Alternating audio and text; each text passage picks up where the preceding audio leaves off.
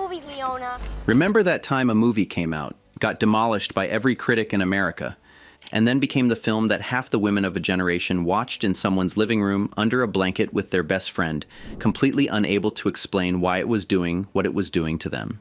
That was Beaches. Touchstone Pictures released it in December 1988, directed by Garry Marshall, and starring Bette Midler as C.C. Bloom, the brash, brilliant, impossible Bronx girl who spent 30 years being exactly too much. And Barbara Hershey as Hillary Whitney, the quiet San Francisco lawyer who kept letting her back in anyway. Alongside Mayim Bialik, whose performance as young C.C. was so precise that even Bette Midler couldn't leave it alone, she scrapped the choreography and rebuilt it herself. And a soundtrack so much bigger than the film it came from that it won 2 Grammys, went to #1, and ended up performing at the Oscars. The movie got 2.5 stars. The song became how people say goodbye. Today we're counting down 15 weird facts about Beaches. Stick around for #1, because this is a film that meant something specific to a specific person, and nobody in Hollywood ever said it out loud. And please like and subscribe for everyone who's still got a friend they'd drive all night for. Let's get into it. Number 15. C.C. Bloom was built from 3 real women, and one of them made the whole film possible. C.C. Bloom didn't come from nowhere. Iris Rainer Dart, the novelist who created her, had been carrying the idea for years. Here, little girl. Now go home. What's this for? It will keep you honest. Ever since a close friend said something that stopped her cold. Her cousin Sandy told her, "When one of us dies, I hope it's me first, because I couldn't live in a world that didn't have you in it." Dart filed that away and eventually started writing. The loud, impossible, stage-obsessed C.C. Bloom was inspired partly by herself, partly by Cher. Dart had been the only female writer on the Sonny and Cher Comedy Hour, and spent enough time watching Cher work to understand what a woman who refuses to be ignored looks like from the inside. She wrote 3 chapters. Publishers said no. The phrase they kept using was, "not commercial." Nobody, they told her, was going to care about 2 little girls who met on a beach in Atlantic City. Here's the thing, she wrote a completely different novel first, a Hollywood comedy called The Boys in the Mailroom. It sold, and when it did, publishers suddenly wanted to look at those 3 chapters again. Her then-boyfriend read them and said, "That sounds like Bette Midler." So Dart literally mailed the manuscript to Bette Midler, a stranger, a famous one, but still. Well, come back to the storeroom. That's where I changed my clothes. Shall I leave my bags here? Are you crazy? No. Come on. This is New York. Harry, give us a hand with the bags. I've got a bad bag. Midler read it, loved it, and told Dart, "If you write this novel, I will make it into a movie one day." Dart wrote the novel. It became a New York Times bestseller, and Midler kept her word. The woman who would play C.C. Bloom had promised to make the film before the book even existed. The whole thing ran on a pact between 2 women who barely knew each other, which, now that you think about it, is exactly what the movie is about. Number 14. The director who made Bette cry was supposed to do it again, until Disney said otherwise. Before Garry Marshall ever touched this film, someone else was attached, Mark Rydell, and if that name means something to you, it's probably because of 1979, because Rydell directed Bette Midler in The Rose, the film that earned her an Oscar nomination and established her as a dramatic force. She also says she's very nice. You're gonna stay, aren't you? How did I get in here? Ah! Miss Bloom, are you all right? The logic of hiring him again was impeccable. He'd gotten the best dramatic performance of her career out of her once. Why not twice? Here's the twist. Rydell's vision for Beaches clashed with Disney's. The details of exactly what that clash looked like aren't fully on the record, but the outcome is Disney replaced him with Garry Marshall, a man whose biggest credits at that point were Happy Days and Laverne and Shirley and Overboard. Not exactly the emotional devastation on screen resume you'd expect for a film built around terminal illness and 30 years of female friendship. The hand walking. Where?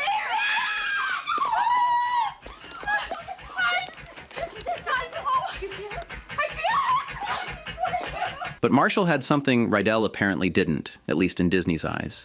And here's what shaped him, by his own account. He grew up with 2 sisters and no brothers.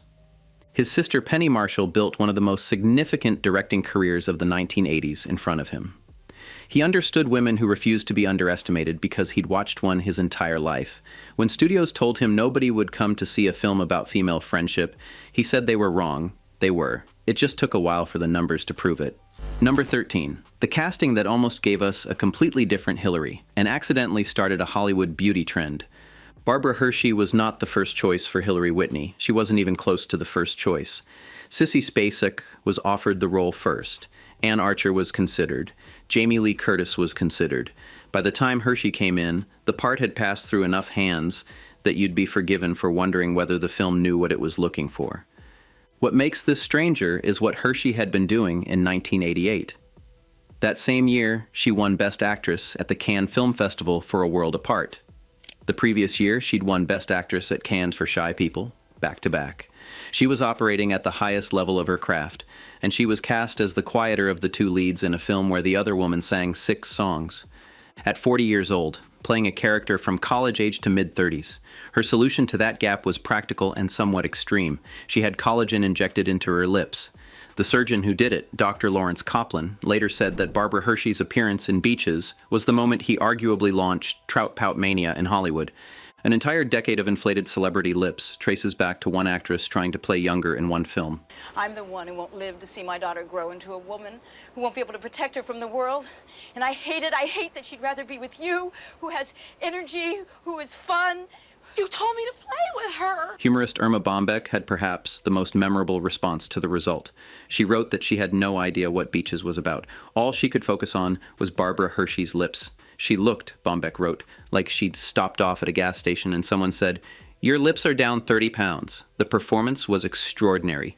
Nobody remembers the lips less for it."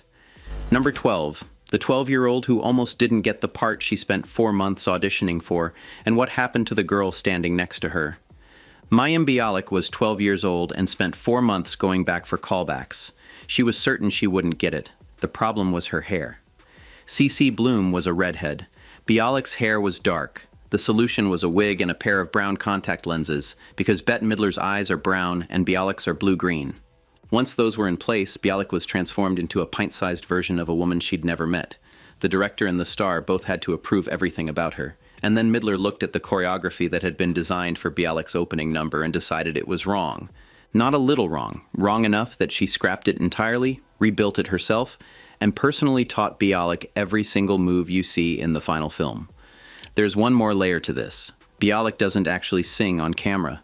Midler wanted the voice to sound the way she'd sounded at that age, so another child's voice was dubbed over Bialik's performance. She lip-synced the whole thing. Variety called her extraordinary. Her audition for the role, which she'd attended convinced she'd never get it, launched a career that eventually landed her on 2 of the most watched sitcoms in television history. Now, the girl playing young Hillary, Marcy Leeds, was equally impressive. And then she left acting. Here's why. After Beaches, Leeds appeared in an episode of a TV drama alongside a then-unknown young actor. She had to kiss him on camera, was not prepared for how strange and uncomfortable the experience was, and decided the industry wasn't for her. That actor was Leonardo DiCaprio. Leeds went to medical school instead. In January 2011, she was the chief trauma resident on call at a hospital in Tucson, Arizona, when 10 gunshot wound victims arrived. One of them was Congresswoman Gabrielle Giffords, who had been shot in the head at a public event. Leeds was the first surgeon to treat her. She checked on Giffords every day for the next 2 weeks. The girl who played Hillary Whitney in Beaches grew up to be the woman who saved a congresswoman's life. Let that sit with you for a moment. Number 11. The movie Hollywood said nobody would watch, and what happened to the critics who agreed. Beaches was Bette Midler's first project as a producer, through her company All Girl Productions, which she had co-founded with producing partner Bonnie Bruckheimer in 1985. She started the company by her own account because she was tired of walking into pitch meetings and being the only woman in the room. She said she'd always felt there was a bias against women in positions of power in Hollywood. All Girl Productions was her answer to that. And Beaches, a film about female friendship, produced by a woman, starring a woman, directed at a female audience, was the first thing it made. Industry skepticism was not subtle. Garry Marshall said flatly that he was told audiences wouldn't come to see a movie about female friendship. Not that it would underperform, that nobody would care. The critics, when the film came out, confirmed every doubt. Roger Ebert called it a movie constructed entirely from other movies.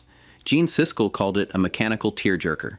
The LA Times called it the most shamelessly manipulative film since Someone Shot a Dog in The Biscuit Eater. Both Siskel and Ebert gave it 2.5 stars. Both also reported hearing the audience cry. The film made $57 million. On VHS, it became one of Touchstone's best-selling tapes of the decade.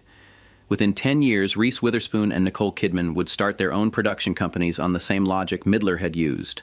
Beaches was there first, in 1988, while people were still telling women nobody wanted to watch them. Number 10, the song Bette Midler refused to sing.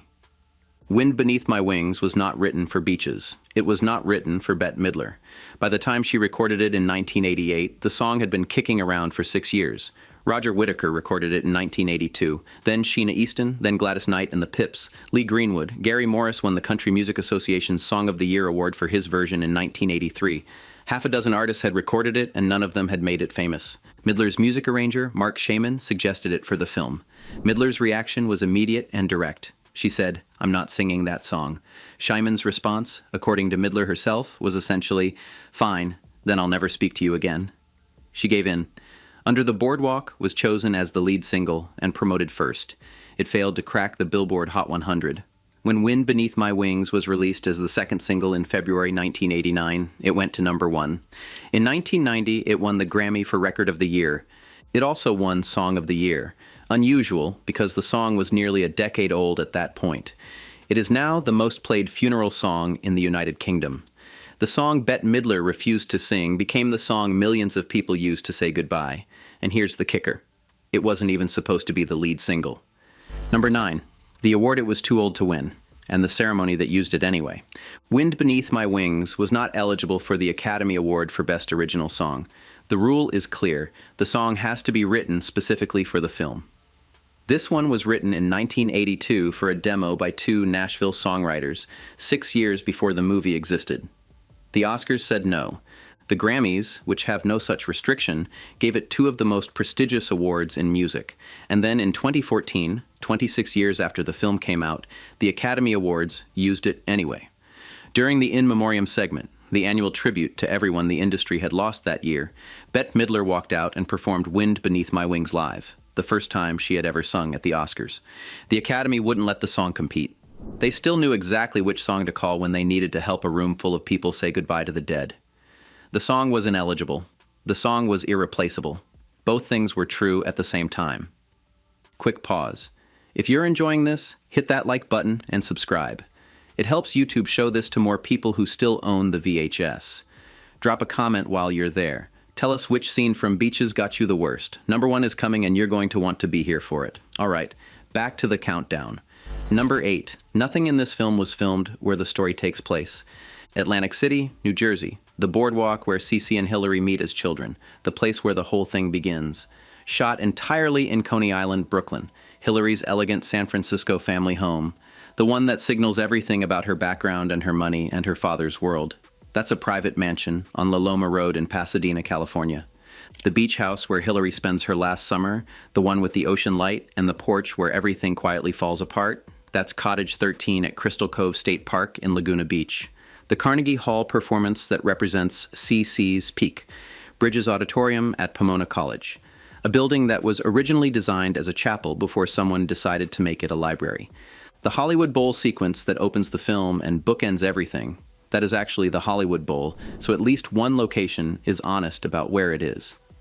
The film spans 3 decades and 2 coasts. Almost none of it was shot where it claims to be. It is in that sense a film about longing for places and times you can never quite get back to, shot in places pretending to be somewhere else. The movie understood something about nostalgia at a structural level. Number 7. The woman who said no, the woman who never got the chance, and the person who may have accidentally created the album. Lainie Kazan plays Leona Bloom, CC's magnificent wreck of a stage mother, the woman who pushed her daughter relentlessly and loved her relentlessly and drove her absolutely insane. Kazan didn't want the role. She looked at it and said no. Then she found out Bette Midler was starring in the film, and she changed her answer to yes. Midler had that effect on people. Shelley Winters wanted the same role and didn't get it. She told the story herself on a talk show appearance. Midler had specifically wanted her. Winters turned it down because she was afraid she wouldn't pass the insurance physical. She regretted it. Now here's the strange one. The Beaches soundtrack went on to sell 4 million copies in the United States alone. It became one of the best-selling soundtracks of the late 80s.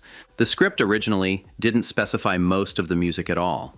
It simply called for traditional music at various points. The decision to turn the film's songs into a proper commercial album had competing origin stories. The official account credits Midler's recording label, Atlantic Records. But one report from the Los Angeles Times in 1989 credited Midler's hairdresser, a woman named Barbara Lorenz, who allegedly suggested the album after watching Midler film the Under the Boardwalk number at the Hollywood Bowl and realizing what she was hearing.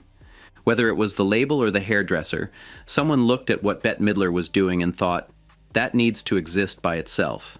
They were right. And depending on which account you believe, the most commercially successful soundtrack decision of the decade was made while someone was doing someone else's hair. Number 6, the disease on screen in 1988, and the one the audience already knew. Hillary Whitney dies of viral cardiomyopathy. A virus attacks the heart muscle, weakens it, eventually stops it from pumping enough blood to keep a person alive. It requires a transplant. With Hillary's rare tissue type, the odds of finding a match in time are essentially zero. When the film came out in 1988, that diagnosis was effectively a death sentence. There was no reliable treatment. Since 2005, advances in beta blockers and implantable cardiac defibrillators have meant thousands of people survive the same condition every year. Hillary Whitney, were she alive today, would most likely live. But this is 1988. And in 1988, American audiences knew exactly what it looked like when a young person had a rare, incurable illness and deteriorated slowly in front of the people who loved them. They'd been watching it happen to people they knew for several years. The disease in those cases had a different name. The shape of the loss was identical: a young person, a body that fails before its time, a best friend who stays. Beaches never mentioned AIDS. It didn't have to, and we'll come back to this. Number 5, the critics tore it apart using a formula they didn't recognize. Dave Keir at the Chicago Tribune identified the structure. He wrote that Beaches was particularly derivative of a 1943 film called Old Acquaintance, a Bette Davis and Miriam Hopkins picture about two women from different backgrounds whose friendship spans decades and survives everything, including a man they both love. He was right. The opening, where two girls meet unexpectedly on a beach and form an instant bond, echoes the 1959 version of Imitation of Life. The ending, where the survivor walks away with the orphaned child and begins telling stories, is the ending of Auntie Mame. Beaches wasn't hiding any of this. It was built from the bones of classic Hollywood women's pictures going back 40 years. Here's the thing none of those critics said. The audience hadn't seen those films. The women crying in the cinema in 1988 hadn't grown up with Bette Davis in Old Acquaintance or Lana Turner in Imitation of Life. This was their version of that story. The template was old. The need it filled was current. You can call a film derivative and still be wrong about whether it matters. Beaches proved that in real time by making $57 million while critics typed their 2.5-star reviews. Sometimes the formula is the point. Sometimes people don't need a new story. They need this story told to them now. Number 4, the sequel nobody made, and the 10 countries that couldn't agree what they'd seen. Iris Rainer Dart published a sequel novel in 1991, I'll Be There. It follows C.C. Bloom after Hillary's death, as she raises Hillary's daughter and figures out who she is when the person who knew her longest is gone. Disney held the option for a film adaptation. They chose not to exercise it. When they gave up the rights, they were acquired by actress Barbara Eden's production company, who intended to develop it as a television movie for ABC, with Eden in the lead role. Nothing happened. No script was written, no casting confirmed, no filming began. The story of what comes after grief, what it looks like to keep going, to raise someone else's child, to still be C.C. Bloom when Hillary Whitney isn't alive to see it, never made it to screen. Some stories only get one ending. The international distributors, meanwhile, could not agree on what they had seen. The UK released it as Forever Friends. France called it Throughout Life. Germany, Girlfriends. Greece and Denmark, The Friends. Taiwan, Deeper Love Than Sisters. Spain, Eternally Friends. Russia, On the Beach. Turkey, Song on the Beach. Every country named a different thing. The permanence, the depth, the music, the geography. The American title said only one word. A place, sand and water, and the way light falls in the afternoon. The least sentimental title for the most sentimental film of the decade. Sometimes one word carries everything that needs to be said. Number 3, the Pact Bette Midler made, and what Iris Rainer Dart was doing the year she made the film. Go back to those 3 chapters, the ones publishers called uncommercial, the ones Dart's boyfriend said sounded like Bette Midler. The package Dart assembled and mailed, cold, to a famous person she didn't fully know. Midler received it, read it, wanted to meet, and told Dart, "If you write this novel, I will turn it into a movie one day." That was years before any studio got involved, before Paramount optioned the rights and let them lapse, before Touchstone picked them up, before Mark Rydell was hired and replaced, before a single frame was shot. Midler made a promise to a woman whose book didn't yet exist, about a film that was years away. By the time the novel was published and Midler was at Disney, she said, "I want to produce this and I want to star in it." She kept the promise.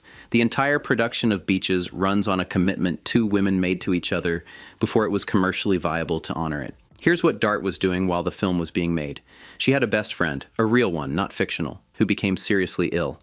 During production, while the film about losing your best friend was being shot in California, Dart's real best friend was in a hospital. Dart went to her, and in the middle of writing a musical, she brought the manuscript to the hospital room and performed it, singing, acting, doing all the parts, for her friend who was too sick to go anywhere. C.C. Bloom sitting at the bedside, life turning into the movie before the movie had even been released. She later described the experience as surreal. It seems closer to the word inevitable.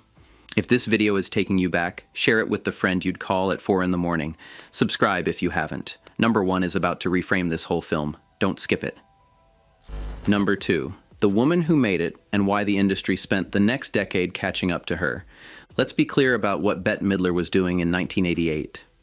She had signed a multi-picture deal with Disney's Touchstone Pictures in 1985 that made her the highest-paid actress in Hollywood. She had a string of successful comedies. She could have kept making those. Instead, the first thing she produced through All-Girl Productions was a film that studios said had no audience, directed at women, about what women lose and what they carry, and she starred in it herself and put her name on it as a producer. Long before the conversation about women producing their own material entered the mainstream, Midler was building the infrastructure for it. The music decisions, the casting, the choreography she personally rebuilt for a 12-year-old, the soundtrack album that outsold the critical consensus, all of it ran through her. She was the creative center of everything. Decades later, when Reese Witherspoon started Hello Sunshine and Nicole Kidman started Blossom Films, and the entire industry began talking about actresses taking control of their own stories, it was understood as a new development. It wasn't. Bette Midler had done it in 1988 in a film critics called Mechanical, about a friendship audiences understood, before anyone had words for why. She didn't get enough credit for it at the time. She rarely does. That's the other thing Beaches is about. Number 1. What this film was really about in 1988, and why nobody in Hollywood ever said it out loud. In 1970, a 24-year-old singer took a job performing at a gay bathhouse in the basement of a hotel on Manhattan's Upper West Side. She sang to gay men between sets of whatever else the night held, and she built an audience there that became the foundation of everything that came after. That singer was Bette Midler. The bathhouse was the Continental Baths. And the community that made her career, that stayed loyal to her through the 70s and into the 80s, was the community that was dying. By 1988, AIDS had been moving through the gay community for the better part of a decade. It was not background, it was not statistics, it was specific. Names, faces, the particular weight of a phone call you didn't want to answer. Midler had watched it happen to people she loved. She later said of her time at the Continental Baths that she was proud of those days and felt she was at the forefront of something that mattered. She also said that AIDS came down in the middle 80s and it was so horrible. She was not speaking abstractly. She was speaking about a world she had moved through and people she had known. Now, the film she chose to make in 1988, the first film she produced, was about a young woman with a rare, incurable illness dying in a beach house while her best friend stayed. The illness had a different name on screen. The shape of what it looked like was not different at all. A person deteriorating. The people who loved them showing up anyway. A best friend who didn't leave. And then the surviving. And then the going on. Nobody connected to the production ever stated publicly that Beaches was made with the AIDS crisis in mind. This is interpretation, not confirmed fact. But Midler's whole career started in the community most devastated by that crisis. The film she made when she finally had the power to make whatever she wanted was about exactly that kind of loss. Beaches became a gay cultural touchstone almost immediately after its release. Audiences in 1988 who had spent years watching their friends die recognized the shape of what C.C. Bloom was going through without needing anyone to label it. The film never said the word. It didn't have to. The grief was the same grief. The staying was the same staying. And the song that played at the end, the one she hadn't wanted to sing, the one she was talked into recording, the one that became How an Entire Generation Says Goodbye, that song was exactly right. Nobody in Hollywood said it out loud. Everybody in those cinema seats already knew, and there you have it. 15 weird facts about beaches. A film critics dismissed in 1988 that turned out to be carrying more than anyone publicly admitted, made by a woman who built the infrastructure for what every actress in Hollywood would spend the next 30 years trying to do. Which fact hit you hardest? Drop it in the comments. And share this with the friend you've been watching movies with since you were both young and didn't know how fast it would all go. Subscribe if you want more of these. Until next time, this is Remember That Time.